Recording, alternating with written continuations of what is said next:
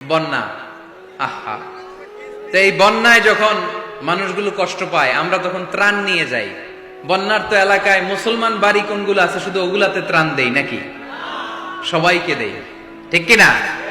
কারণ আমরা কনসিডার করি দে আর দ্য হিউম্যান বিং, তারা মানুষ, তারা মানুষ। আমরা দুই চোখে মানুষ দেখি।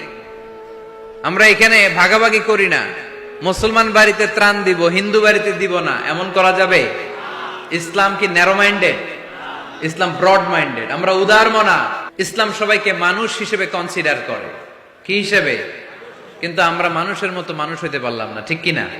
এই দুনিয়া এখন তো আর সেই দুনিয়া নাই, মানুষ নামের মানুষ আছে দুনিয়া বোঝায়,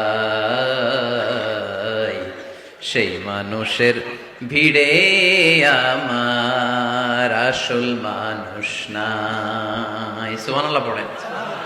আসল মানুষ বানানোর জন্য কোরআন এসেছে। কোরআন করলে মানুষের মতো মানুষ হওয়া যায়, ঠিক কিনা?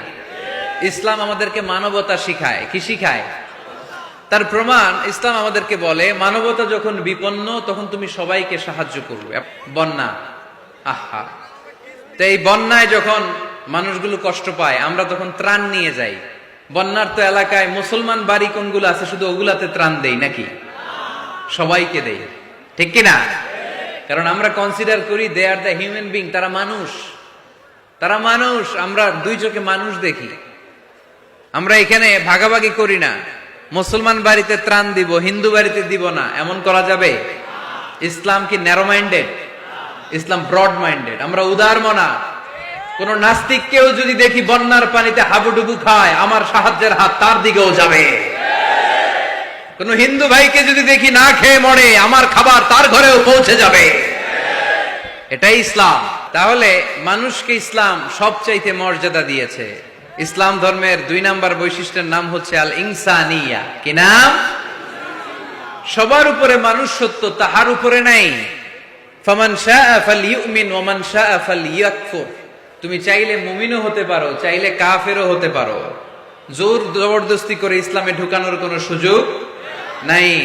বিষ্ণু ঈসা ইসলাম একবার একটা লাশ দেখলেন, দেখে তিনি দাঁড়িয়ে গেলেন। সাহাবারা বললেন, ইয়া রাসূলুল্লাহ, আপনি যে দাঁড়ালেন এটা তো ইহুদির লাশ। কিসের লাশ?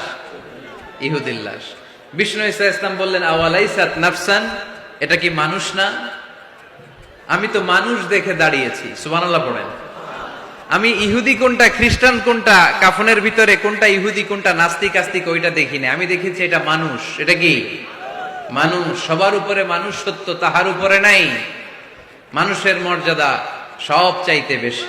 এজন্য ইসলাম আমাদেরকে মানবতা শিখায়। আল ইনসানিয়া। ইসলাম ধর্মের 2 নাম্বার বৈশিষ্ট্য হচ্ছে আল ইনসানিয়া। সবাই বলেন 2 নাম্বার বৈশিষ্ট্যের নাম কি? এটা মানবতার ধর্ম।